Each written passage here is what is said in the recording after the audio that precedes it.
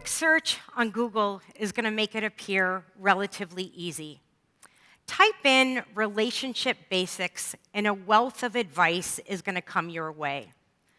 From 5 essential relationship skills to 20 basic rules for a healthy relationship, Google seems to answer all of our questions. But here's the problem when it comes to healthy relationships. Nobody really ever wants to confront the issue of compromising. In fact, I think we're told many times that a healthy relationship absolutely demands compromise. I'm going to offer something different tonight. I'm going to ask you to think about not compromising in your relationships. I'm going to ask you to think about identifying and naming your non-negotiables. What do I mean by non-negotiables? Well, I'm talking about those practices, those habits, those beliefs that you hold close in your heart. And because they're so close in your heart, you actually don't want to compromise on them. And I'm here to tell you tonight that that is okay. And it's a practice and a skill I want us to get better at. Why? Well, we know that we're in all different kinds of relationships. We can talk about friendships, acquaintanceships, personal and romantic relationships, even our work relationships. And this is what we know. Our relationships have rattle moments.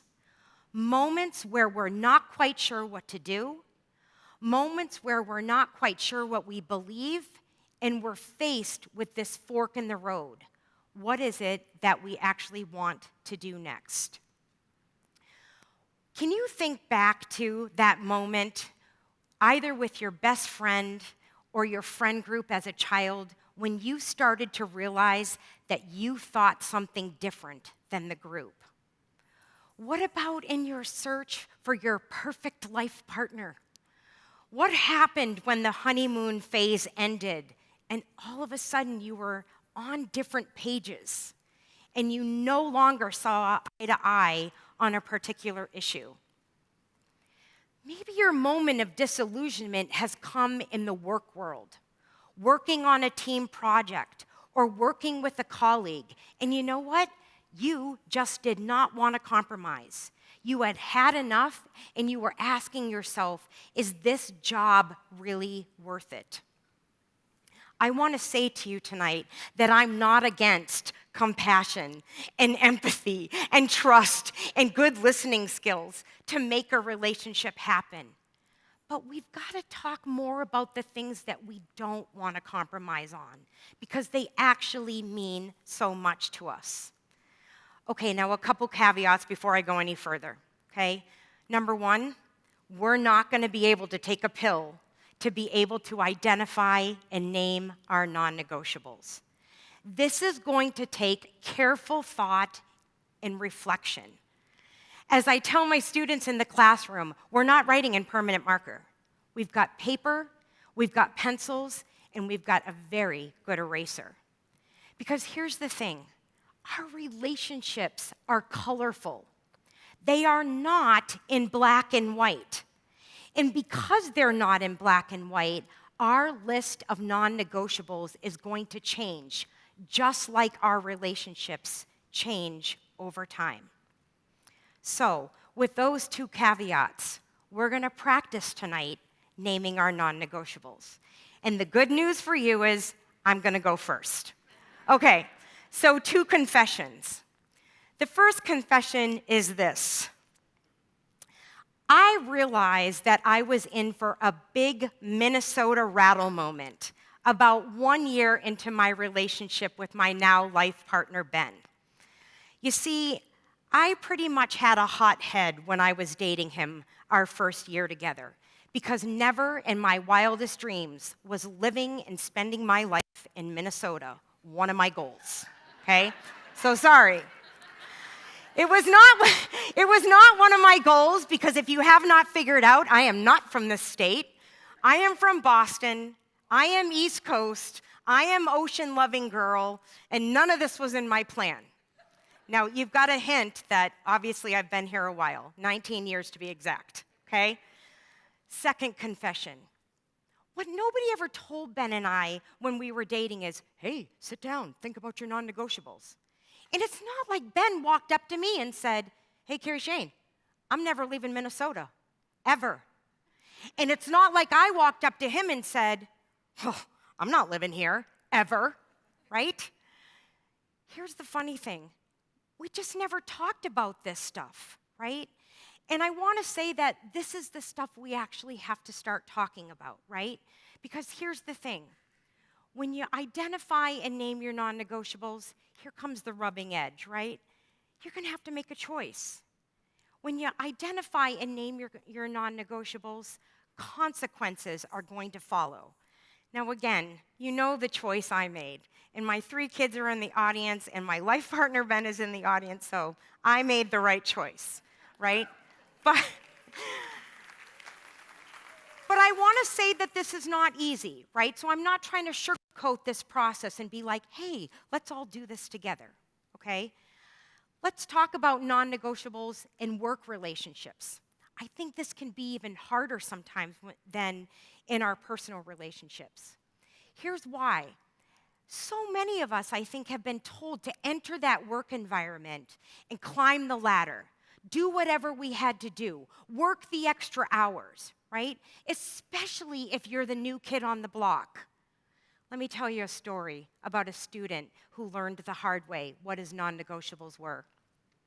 About 6 months after he had graduated from St. John's, this student reached out to me and said, I have to talk to you right away. I thought, good Lord, what is wrong, right? He came to me, and I'm thinking, what's wrong? He's working at the top accounting firm in the Twin Cities. He's making more than me at this point, and he's only 6 months out from graduation. But he came to my table, and with tears in his eyes, he said, this is not what I want to be doing. And I said, oh my gosh, what do you want to do? Like, how are we going to fix this? Let's start talking. Let's get the pencil and the piece of paper out. And he said to me, KSDZ, how am I going to tell my boss? How am I going to tell my family? What am I supposed to do?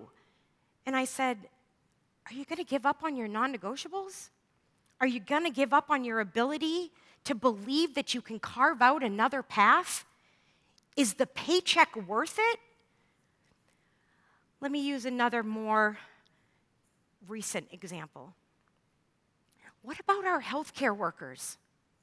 What have they been saying to us during the pandemic about the staff shortages, about what it's like to work at the bedside with no sleep? What does it mean? What have they been trying to communicate to us about their non-negotiables and what they need to survive and thrive in their relationship? Now, here comes another hard edge to this process of non-negotiables. It's going to involve risk. And sometimes, of course, the risk of naming your non-negotiables in a work environment is not going to be easy. I'm also going to throw this out there. Not everybody is going to be able to name their non-negotiables in a work environment because of the color of their skin. Perhaps that is the only work they are allowed to do, and they have to do that to put food on the table. We have to confront that. So at the end of the day, this process of naming your non-negotiables is super important. But I want you to think about this not in terms of a list of negative statements. I want you to think about this from a place of perseverance. I want this to happen. I want to make this right. I also, more importantly, want you to think about this list of non-negotiables from a place of hope that you can, if you take the time to practice this, carve out your future. So, it's your turn now. I want you to think about 5 years ago, 10, 15. Who have you become? What have you wanted? What's gone well? What hasn't gone well? What means the most to you that you don't want to compromise on? When you think about family relationships, again, what has gone well with those relationships? What do you need to tweak about being in those relationships with people? And the thing you do every single day, what is it about that? Is there need for change? Is there a need to step out and to reevaluate? Again, I'm not saying this process is going to be easy. You could be really unsure at this moment. It's okay. What I want you to know is you just don't do this process once. And if you've already done this before, what I'd love for you to do tonight is talk more about your non-negotiables with people. We need more conversation in this world, even if we disagree. We need to be able to put ourselves in other people's shoes and listen to what people's bottom line requirements are. So, let me return to a point I made at the beginning. There's no magical pill we're going to be able to swallow to do this. But this process of being able to identify and name your non-negotiables is a super important part of all the relationships that you're in, regardless of the type. And so I want you to think to yourself, it's going to take two to tango always in a relationship, right? And as the new year approaches, forget going down that path of New Year's resolutions. We break them anyways, right? Think about the practice of non-negotiables. When the relationships get murky, and we know they will, when the curveballs come to us, lean on your list of non-negotiables. And last but not least, don't be afraid to edit often. Thank you.